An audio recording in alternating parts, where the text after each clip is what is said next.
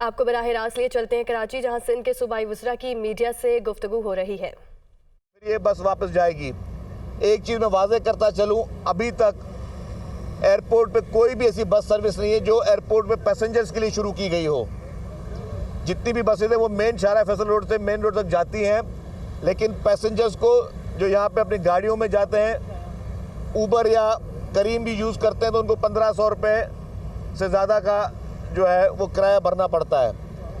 अब वही सफ़र 50 रुपये में होगा। इसमें हमने सिविल एविएशन अथॉरिटी से बात की और मैं मशकूर हूँ सिविल एविएशन अथॉरिटी का, जिसने हमें ये बस एयरपोर्ट की हुदूद के अंदर भी लेके जाने की इजाज़त दे दी है। तो ये बस के एक ये फ़ायदा है कि जितने भी कराची के शहरी जो कि ट्रैफिक में फंसे रहते हैं या एयरपोर्ट जाने के लिए उनको मसाइल होते हैं, तो उनको वो भी इस बस सर्विस का फ़ायदा ले सकेंगे। इससे पहले अब्दुल सत्तार ईदी लाइन, ऑरेंज लाइन, वो भी अब BRT, वो पाकिस्तान पीपल्स पार्टी की सिंध हुकूमत ने कराची के लिए शुरू की, जो सबसे हमारी कामयाब सर्विस जारी है, पीपल्स बस सर्विस। वो भी कराची में अल्हम्दुलिल्लाह बड़ी कामयाबी के साथ वो सर्विस चल रही है। हैदराबाद हम शुरू कर चुके हैं, लाड़काना जो है वहाँ पे ये बस सर्विस चल रही है, और अब इंशाल्लाह 2-4 दिन में सक्खर में भी ये बस सर्विस शुरू की जा रही है। तो इस वक्त जिस तरह हमने कहा कि पाकिस्तान पीपल्स पार्टी की हुकूमत सिंध की अवलिन तरजीह यह है कि सिंध भर में ट्रांसपोर्ट की बेहतर से बेहतर सहूलियात दी जाएँ। चेयरमैन पाकिस्तान पीपल्स पार्टी मोहतरम बिलावल भुट्टो जरदारी साहब ने खुसूसी हिदायतें सारे कैबिनेट मेंबर्स को दी हैं कि ज़्यादा से ज़्यादा सहूलियात जो हैं वो अपनी आवाम को दें। प्रेसिडेंट मोहतरम आसिफ अली जरदारी साहब की भी खुसूसी तौर पर इसमें दिलचस्पी है, और वज़ीर आला सिंध सैयद मुराद अली शाह साहब जो कि हमारी इस पूरी टीम के कैप्टन हैं, उनके ताउन के बगैर कोई भी सर्विस जो है शुरू करना वो मुश्किल है। तो उनका भरपूर ताउन जो है और भरपूर ओनरशिप जो है चीफ मिनिस्टर साहब की, वो इन तमाम प्रोजेक्ट्स को हासिल है। और सिंध हुकूमत जिसने कराची में हमेशा फोकस किया कि टॉप प्रायोरिटी हो डेवलपमेंट कामों की, सॉलिड वेस्ट मैनेजमेंट भी नासिर शाह साहब मौजूद हैं, उनकी मेहनत से मुख्तलिफ अजला में सॉलिड वेस्ट मैनेजमेंट भी कामयाबी से काम कर रही है, कचरे का काम भी हो रहा है। बाकी भी इंफ्रास्ट्रक्चर पे कराची में हमेशा बात होती है, इंफ्रास्ट्रक्चर पे भी बहुत ज़्यादा काम जो है वो सिंध हुकूमत कर रही है। कराची में ही बिलियंस ऑफ रुपीज़ की स्कीम्स जो हैं वो लोकल गवर्नमेंट डिपार्टमेंट और वर्क सर्विस डिपार्टमेंट और दीगर डिपार्टमेंट वो कर रहे हैं। तो हमारी प्रायोरिटी, हमारी अवलीन तरजीह यह है कि सिंध भर की आवाम, और ख़ुसूसी तौर पर क्योंकि कराची पूरे पाकिस्तान का एक मुआशी हब है, उसमें ये सहूलत प्रोवाइड करें। इससे पहले किसी भी हुकूमत ने, किसी भी पॉलिटिकल पार्टी ने कराची में कोई मेगा स्कीम शुरू नहीं की।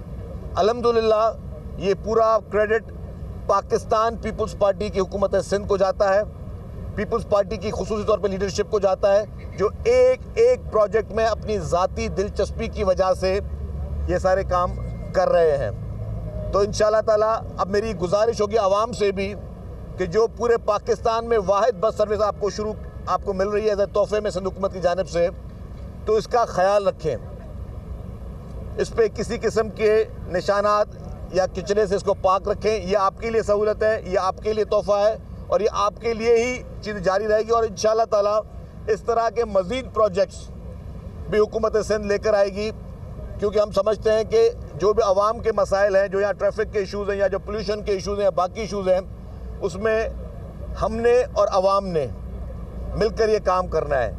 क्योंकि आवाम ने मैंडेट पाकिस्तान पीपल्स पार्टी को दिया। आवाम यही समझती है कि वाहिद पॉलिटिकल पार्टी है पाकिस्तान पीपल्स पार्टी जो सिर्फ बातें नहीं करती, काम करती है। इससे पहले वफाकी हुकूमत 3.5 साल रही, आपने देखा कि कोई 1 टके का काम भी, 1 रुपए का काम भी पूरे सिंध की बात करता हूँ, कराची में तो बिल्कुल भी नहीं किया, जहाँ से झूठा मैंडेट लेकर आए थे, लेकिन सिंध भर में 1 टके का काम नहीं किया। सिर्फ टीवी चैनल्स पर मुख्तलिफ पार्टी के लोग आते हैं, मुख्तलिफ पार्टी के लोग टीवी चैनल्स पर इल्ज़ाम तराशियाँ, बहतानबाजियाँ करते हैं। लेकिन अगर आप उनसे पूछे, कराची की आवाम पूछे, सिंध की आवाम पूछे कि आपके पास जब इक़्तिदार था, जब आप 3-3 दफ़ा यहाँ पे मेयर रहे, जब आपको लोगों से आपने अपना मैंडेट लोगों से छीन कर भी ज़बरदस्ती यहाँ पे काबिज रहे, तो आपने कराची के लिए क्या किया, आपने सिंध भर के लिए क्या किया? इनमें से किसी ने भी कोई 1 रुपए की स्कीम भी सिंध में नहीं लगाई, कोई एक भी मेगा प्रोजेक्ट उन्होंने शुरू नहीं किया। सिर्फ सियासत करना, सियासत के नाम पर फितना करना और फिर लोगों को एक गलत किस्म के प्रोपेगेंडास पे लोगों को मसरूफ़ किया। इन लोगों के पास बेचने के लिए कुछ नहीं है। अल्हम्दुलिल्लाह पाकिस्तान पीपल्स पार्टी की सिंध हुकूमत के पास एक तवील लिस्ट है, हर फील्ड में, हेल्थ सेक्टर में, पाकिस्तान भर में। जिस तरह आज मैं फ़ख्र के साथ कह रहा हूँ अल्हम्दुलिल्लाह कि पाकिस्तान भर में पहली दफ़ा EV बसेस जो हैं वो कराची में शुरू हो रही है, तो मैं ये भी फ़ख्र के साथ कहता हूँ कि पाकिस्तान भर में जो हेल्थ फैसिलिटीज़ कराची में मौजूद हैं वो पूरे पाकिस्तान में मौजूद नहीं है।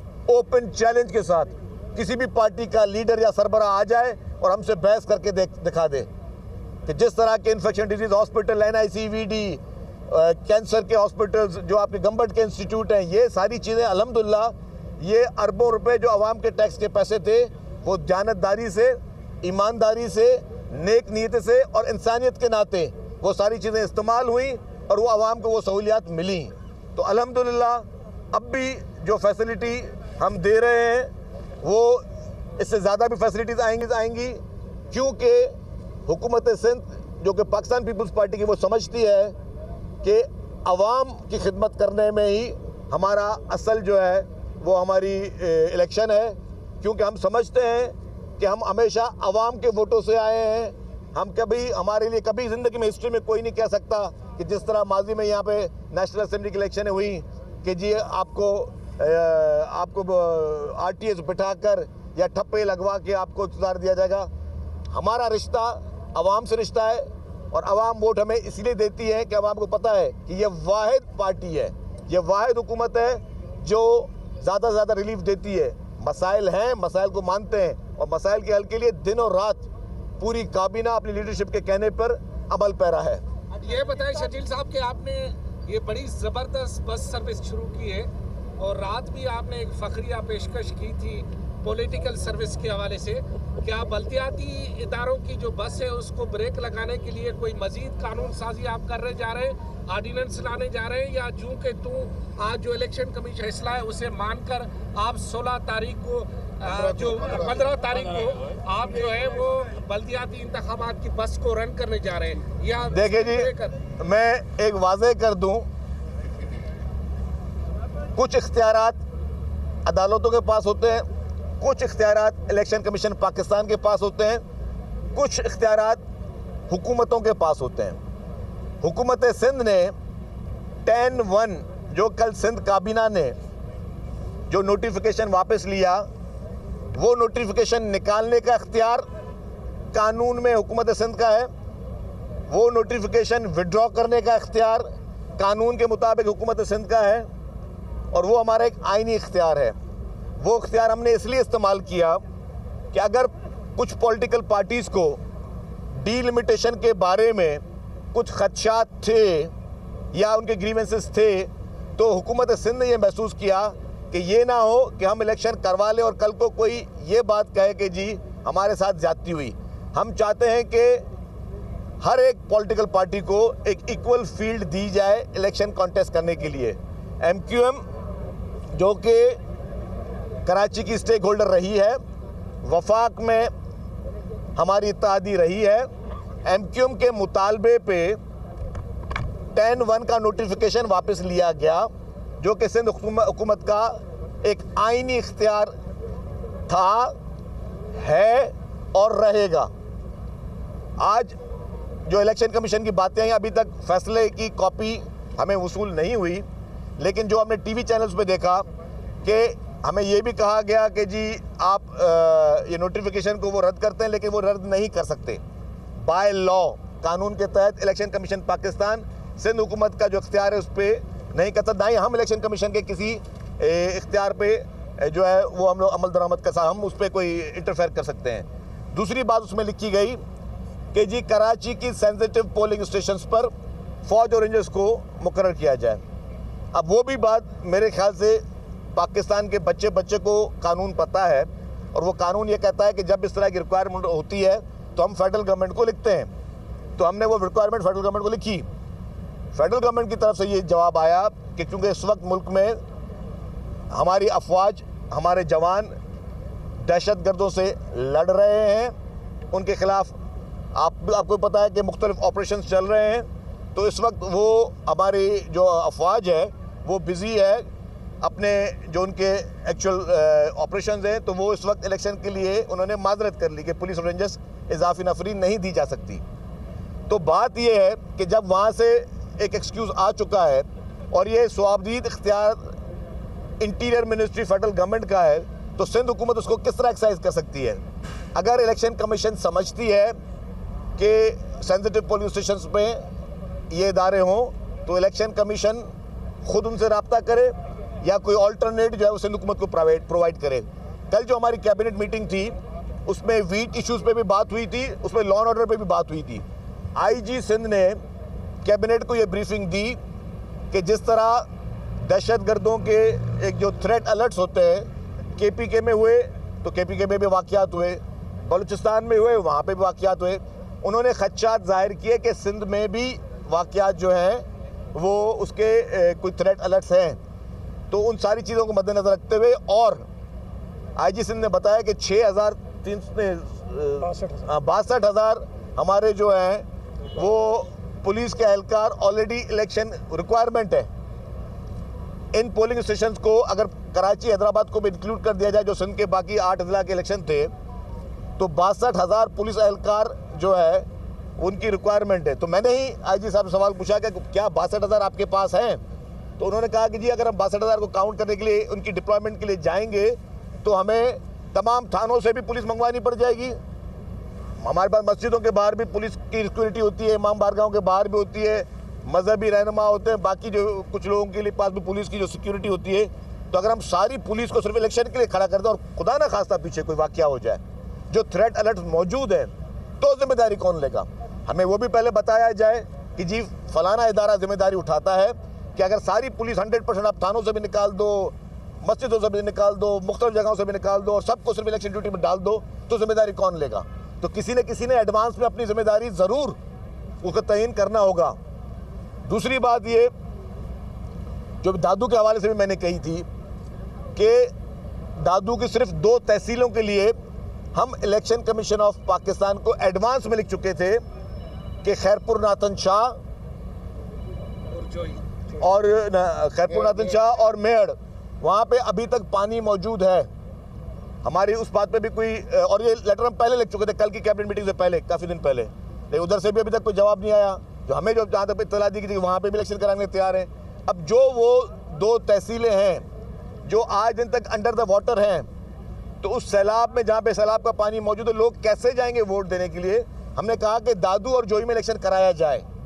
सिंध हुकूमत ने कहा कि जहाँ जहाँ पर इस वक्त पानी मौजूद नहीं है वो है दादू और जोही तालका, वहाँ पे आप इलेक्शन कराएं। और बाकी हमने कहा कि जी ठट्टा में कराएं, बदीन में कराएं, सुजावल में कराएं, टंडोलायार में कराएं, टंडो मोहम्मद खान में कराएं, जामशोरों में कराएं, जो बाकी 7.5 डिस्ट्रिक्ट थे जिसमें हमने कहा कि जी आप इलेक्शन कराएं, बाकी 2 तहसीलों को छोड़ दें। अच्छा, तो ये चीज़ भी हमने डाली हुई है। लेकिन बात का ये है कि जो हमारे इख्तियारात हैं आइन में रहते हुए वो डेफिनेटली हमें एक्सरसाइज करने हैं। जो इलेक्शन कमीशन ऑफ पाकिस्तान के इख्तियारात हैं आइन में रहते हुए वो इलेक्शन कमीशन ऑफ पाकिस्तान अमलदार बने। छज्जिल साहब बात सुनिए। इसके बावजूद अगर इलेक्शन कमीशन पर जिद हो 15 तारीख को इंतखाबात कराए जाए तो फिर क्या होगा? फिर क्या सिंध हुकूमत और वफाकी हुकूमत फौज और पुलिस देने से भी इलेक्शन कमीशन का वाज़ेह एक जो स्टेटमेंट भी आ गया है। उन्होंने सेक्रेटरी को यहाँ पहुँचने की हिदायत की है और मेंबर सिंध का जो है उसको भी हिदायत जारी की है। तो अब ये उनकी तरफ से कोई अवाम नहीं है कि वो इलेक्शन में नहीं जा रहे। तो आपकी क्या हिकमत अमली? उसके अलावा सर बसेज से रिलेटेड बताएं कि और क्या है, ये कितनी बसेज हैं और मजीद क्या मंसूबे हैं आपके? क्या आप अदालतों में जाएंगे इलेक्शन के खिलाफ? देखिए बात सुने, मैं बात वाज़ेह कर चुका हूँ, जो कि हुकूमत सिंध का इख्तियार है वो वही करेगा ना।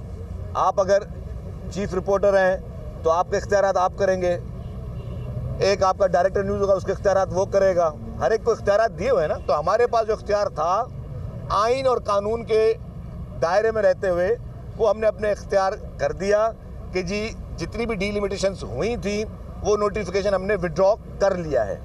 ठीक है, वो हमारा एक आइन या कानून का एक इख्तियार है।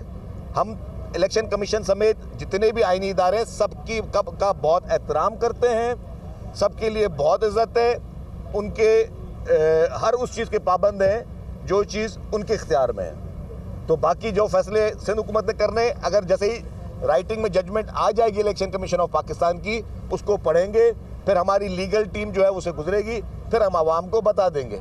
साहब ये बताइए कि इलेक्शन कमीशन ने अपने जो रिटर्न का फैसला सुनाया है उसमें कहा है कि 10A जो आप सिंध गवर्नमेंट ने ख़त्म किया है वो 9(2)B की जो है वायलेशन है, सिंध हुकूमत ने वायलेशन की है, इस पर आप क्या कहेंगे? देखिए जी, मैं समझता हूँ कि 10A नहीं है, 10(1) जो है वो सिंध हुकूमत का स्वाबदीद इख्तियार था जो कि काबीना के पास था, और काबीना ने अपना वो इख्तियार इस्तेमाल किया और उस पर अमल पैरा है। और जिस तरह मैं कह चुका हूँ कि मज़ीद अगर आपके कोई सवालात इलेक्शन कमीशन ऑफ पाकिस्तान की या 15 तारीख की जो इलेक्शन होनी थी उसके बारे में है, तो उस बारे में जैसे ही तफसीली फैसला आएगा जवाब दे सकूँगा। अभी मेरी गुजारिश होगी कि आप सब लोगों को दावत है, इस बस में बैठें, सफ़र करें, कि ये पाकिस्तान पीपल्स पार्टी की जानिब से आप तमाम लोगों के लिए, आवाम के लिए ये तोहफा। हाँ,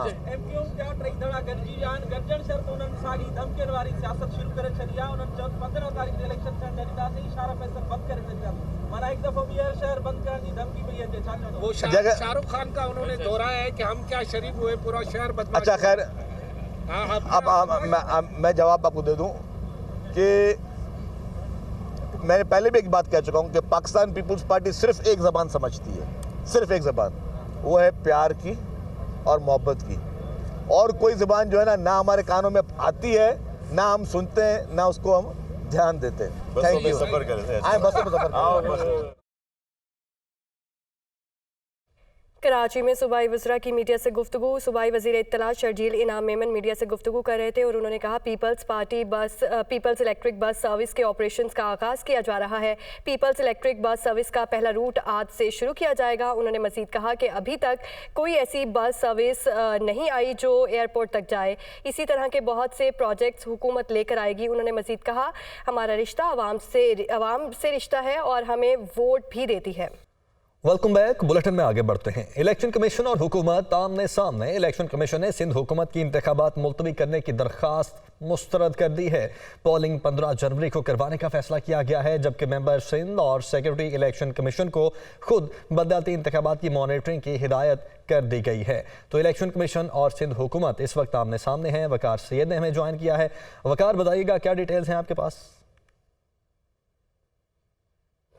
जी बिल्कुल, इस वक्त जो सिंध हुकूमत और इलेक्शन कमीशन आमने सामने है। इलेक्शन कमीशन 15 जनवरी को इलेक्शन कराने पर जो है वो बजिद है, लेकिन उसके बावजूद जो सिंध सरकार है वो बिल्कुल ही यानी जो उनका नोटिफिकेशन था वो इस मकसद से था कि ये इलेक्शन जो है किसी तरीके से पोस्टपोन किए जाए। लेकिन इलेक्शन कमीशन का हुक्मनामा अब से कुछ देर पहले जो है वो जारी हुआ है। 3 सफ़ात पर यह मुश्तमिल है, जिसमें 5 अरकान की जानिब से दस्तखत किए गए। मुतफ़िका तौर पर ये जो आर्डर्स है वो जारी किए गए, जिसके मुताबिक इलेक्शन कमीशन ने जो सिंध हुकूमत की दरख्वास्त थी कि हैदराबाद और कराची में इलेक्शन जो है मनसूख किए जाए, वो दरख्वास्त भी मुस्तरद कर दी। इसके अलावा जो ज़िला दादू की 2 तहसीलें जिसमें नातन शाह और हैरपुर है, उसके बारे में भी जो है वो इलेक्शन कमीशन ने वाज़े तौर पर जो उनकी दरख्वास्त थी वो मुस्तरद कर दी। जो इलेक्शन कमीशन का हुक्मनामा है उसमें आइन के मुख्तलिफ आर्टिकल, जिसमें आइन का आर्टिकल 140A है, 218 और 219 का हवाला दिया गया, 222 का हवाला दिया गया, जबकि सुप्रीम कोर्ट के मुख्तलिफ फैसलों का हवाला भी दिया गया। जिसके बाद जो तहरीरी फैसले में जो है वो लिखा गया कि जो सिंध की इलेक्शन कमीशन की जो टीम है वो जिला दादू गई, क्योंकि सूबाई हुकूमत की जानिब से बताया गया कि वहां पर अब भी पानी खड़ा है। लेकिन जब वो टीम वहां पर पहुंची तो वहां पर देखा कि जो के लिए वहां का जो माहौल है वो इंतहाई साजगार है, वहां पर साजगार है वहां का। आप साथ ही रहिएगा। एक और खबर भी है। इलेक्शन कमीशन फैसले के बाद सिंध सेक्रेटेरिएट में अहम इजलास भी तलब कर लिया गया है और कराची और हैदराबाद डिवीजन इंतजाम के बारे में गौर किया जाएगा। जबकि इस इजलास में secretary election commission Pakistan, chief secretary Sindh, IG Sindh और दीगर अफसरान शरीक होंगे। मोहम्मद अशद इसी हवाले से हमारे साथ मौजूद हैं। अशद, बताइएगा कि क्या अब मुशावरत की जाएगी इस हवाले से?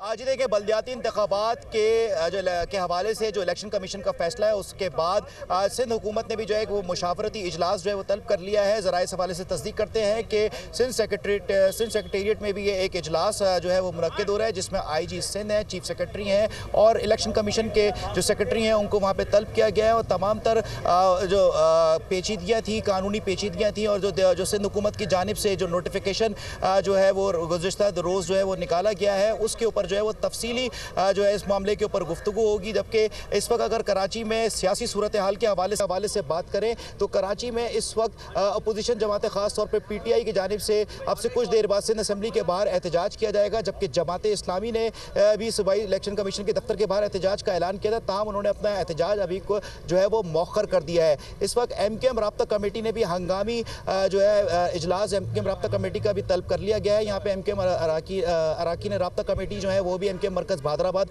आना शुरू हो गए हैं। डॉक्टर खालिद मकबूल सिद्दीकी भी जो है वो यहाँ पर पहुँच गए। कुछ ही देर बाद जो है वो MKM का भी राब्ता कमेटी का इजलास शुरू होगा, जबकि इसके साथ साथ MKM ने भी कानूनी माहिरीन को जो है वो अपने जो कानूनी माहिरीन है उनको भी तलब किया और उनसे भी जो है वो तमाम तर मामले के ऊपर तजावीज़ लेंगे, जिसके बाद MKM के जानिब से जो भी लाए अमल तय किया जाएगा उसका बाकायदा प्रेस कॉन्फ्रेंस के अंदर जो है उसका ऐलान किया जाएगा। करने के बाद ऐलान भी किया जाएगा। अरशद, आपका बहुत शुक्रिया और आप भी हमारे साथ मौजूद है। वकार, आपका भी बहुत शुक्रिया। पंजाब असम्बली की तहलील के बाद खैबर पख्तूनख्वा असम्बली तहलील की जाएगी। वज़ीर आला महमूद खान की जानिब से कहना था असम्बली तहलील करने की एडवाइस अभी नहीं भेजी। इमरान खान से हिदायत मिलते ही गवर्नर को एडवाइस भेज दूंगा। इमरान खान के सिपाही हैं वज़ीर आला खैबर पख्तूनख्वा, जो भी हिदायत मिले मिनो अमल करेंगे। पंजाब असम्बली की तहलील के बाद खैबर पख्तूनख्वा असम्बली तहलील की जाएगी। असम्बली तहलील करने की एडवाइस अभी नहीं भेजी गई। इमरान खान से हिदायत मिलते ही गवर्नर को एडवाइस भेज दूंगा। इमरान खान के सिपाही हैं वज़ीर आला खैबर पख्तूनख्वा की जानिब से कहना था जो भी हिदायत मिली हम मिनो अमल करेंगे। पंजाब असम्बली का तहलील के बाद खैबर पख्तूनख्वा असम्बली तहलील की जाएगी।